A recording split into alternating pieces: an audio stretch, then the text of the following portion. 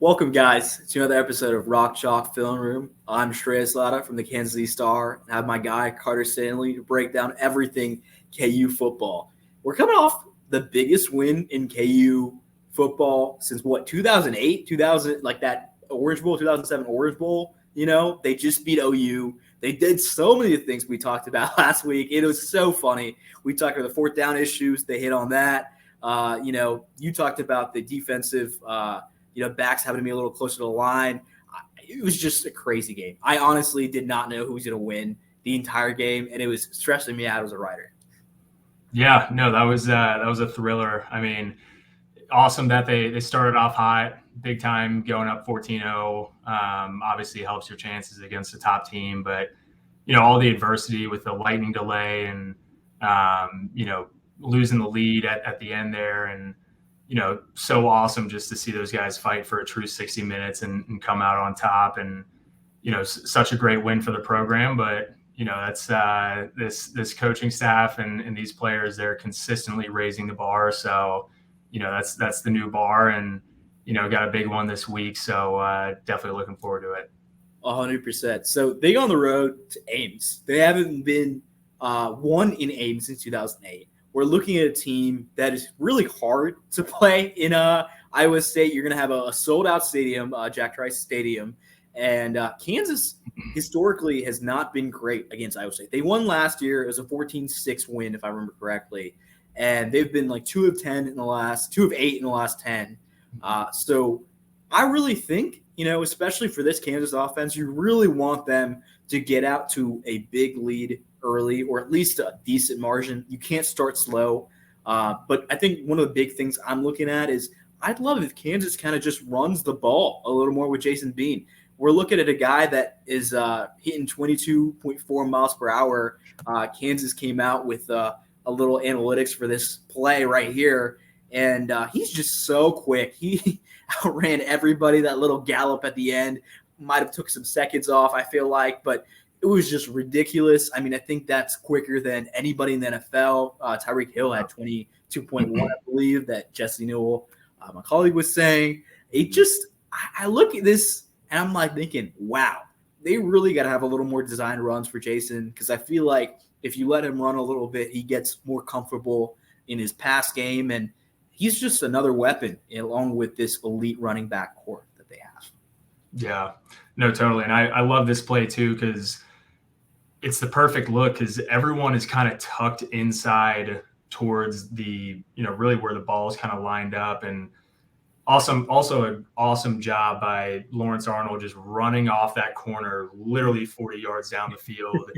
On the other view on the TV copy, like you could see the corner wasn't even aware that Bean had the ball until he was on like the 5-yard line. So really just a perfect look and great execution. Obviously it helps when you run 22.5 miles per hour, but it's awesome. And I totally think they need to kind of get Bean on some more outside runs like this when we can. Yeah, I just kind of go into that. We talked about it. I think Bean does a good job of protecting him. I know there's like the fear of, hey, we don't know if Jalen is healthy enough to play to be an emergency quarterback, so they don't have to put in Cole Ballard, the third string. But I think one thing I've noticed with Bean is he's a little more careful, I think, than Jalen is with his body.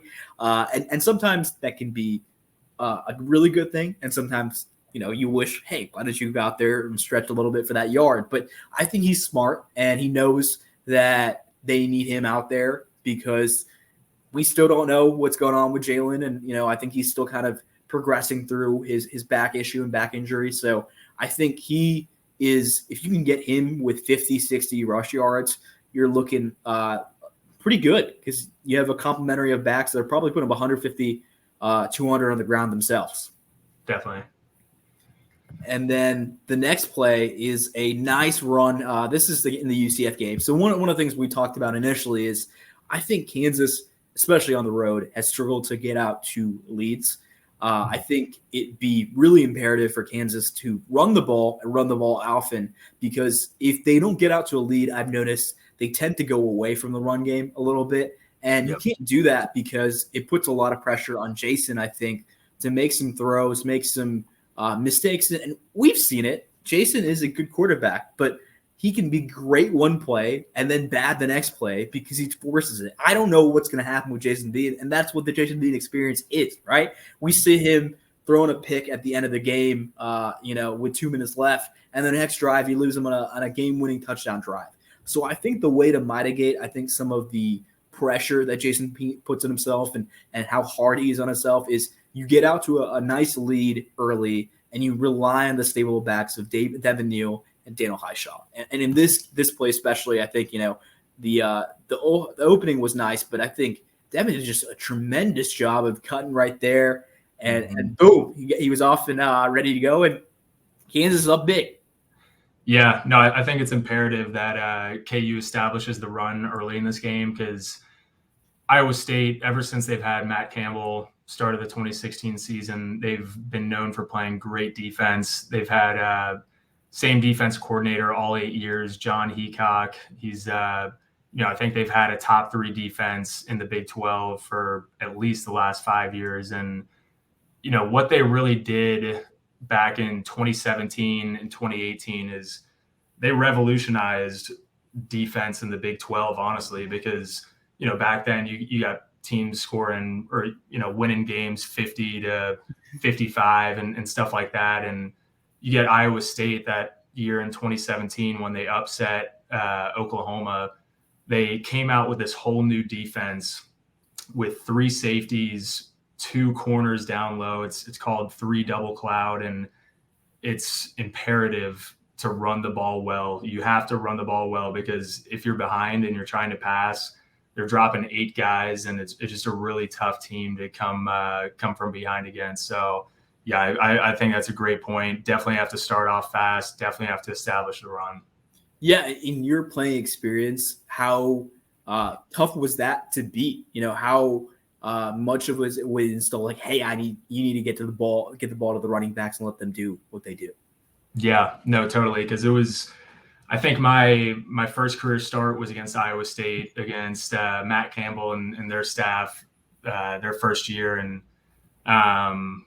actually had a pretty decent first half, but second half they switched to this kind of whole new defense that no one had really seen. And, it was tough to move the ball in the air against. And, I think the Big 12 saw that 2016, 2017, 2018. And, come around 2019, people were kind of used to it. And there had been ways to kind of expose it at that point. But it's definitely a tough defense to go against when you're playing from behind. 100%. So, yeah, with that being said, we'll move over to the keys for KU defense going against the Iowa State offense. So Iowa State, they pretty good balanced attack. And, I think they got 3 good running backs. Number 6 is more their speedster. I think 24 is kind of balanced, and number 5 kind of seems like their power back. But you'll see here in this video, we're going to highlight number 13. He's in motion, and he's going to do that a ton on Saturday. All the film I've seen, they move him around a lot. He's very elusive, very quick player, great ball skills. And you'll see on this play here, they send him across the formation, whip him right back, get it to him quick in the flat route for a 5-yard gain. And, obviously that's not a huge play, but if you get out leveraged on one of those, you're going to get beat pretty badly. So how do you mitigate something like that? Do you put a linebacker to kind of keep an eye on him the entire game, or how is that, especially if they do this consistently against KU, where they just keep on in these 5-yard chunk plays? How do you mitigate a guy like that? Yeah, no, it's a good question. It's tough to have a firm answer because it all depends on kind of what defense is called, whether it's man or zone. Mm-hmm. Obviously, if it's man defense, I'm really hoping we have a true defensive back and not a linebacker on him, because if you're that linebacker, good luck. This guy's insanely quick, like we said. And I think bottom line is you got to have flat defenders. Anytime you see 13 in motion, you got to have flat defenders in the flat, ready to come up and make a play in the flat on a play like that. So I think that's probably the best way. Just anytime you see a motion, you got to kind of have your antenna up, knowing that it might be something quick to 13. Okay. So next play here, kind of two points I want to address here is number one is their other receiver, number 9. I think he's 6'4", 6'5". Now this receiver, he's going to be much more of your deep threat guy. I think he averages 18 to 19 yards a catch. Obviously a big frame. He's going to be deep ball guy. They're going to target him in the red zone on some goal line fades and whatnot. So you'll see here on a double move. But then my second point is this quarterback. I think he's a good player. I think he's going to have a great career. Tampa kid, shout out, local boy here. But no, he's young. With that being said, he's a freshman. So I've seen a lot of plays where he definitely panics. And, I think KU defensively needs to do a pretty similar approach to last week where it's like, all right, hey, you're a freshman quarterback. We want to see you beat us deep. Like, we're going to play close to the line of scrimmage. We're going to make you beat us deep consistently. And you'll see here it's one-on-one up top, double move. There's light pressure, not a whole lot. And he just completely panics here, misses a wide open guy. Shrey, as you said earlier, kind of looked like Jimmy G last night. So Yeah, they call it the Garoppolo, that overthrown touchdown pass, basically, because that wide receiver was wide open. If he gets it, it's over, I think. Yeah, and again, I'm not trying to shoot this kid down. He's young and he's a good player. I think with time he's going to be a really good player. But those are the throws where if you're a KU and you're seeing that, you got to kind of be excited about that because you see a little panic there. And so this last video of this segment, we got a combination of kind of the first video and the video we just watched. It's going to be 13 in motion. Again, you got to be looking out for him going out in the flat, but then also you're going to see a panic throw here by Rocco. It's, this has to be a touchdown if you're Iowa State, but he panics, throws it low, still almost caught, but incomplete. So I think if KU can get pressure on this quarterback, I think it's going to be a good day for the defense. Yeah, I mean, honestly, KU's done a really good job of getting pressure this year, which I know was the biggest question mark coming in on the defense this year was who's going to get to the quarterback. And they basically said Austin Booker. That's it. I mean, Austin Booker, Jerome Robinson, hell of Hayden Hatcher's help. No, it's definitely more than a one-man show, but yeah, those guys have answered the call. Yeah, I've been really, really impressed. I mean, I feel like that's been one of the biggest reasons KU has won a lot of these games is this defensive line gives them a chance, even if they're giving up a lot of chunk yardage. Mm-hmm. They're always either limiting it to 3 or they're getting key turnovers or sacks at key moments. I mean, they lead, I think they're 3rd in the nation in defensive touchdowns, and I really would not be surprised if this defensive line causes another pick 6 or something like that, or a fumble return, something like that, because they've done it. they've been doing it against some really great opponents. So I'm curious to see how Iowa State looks against that D line. Yeah, definitely.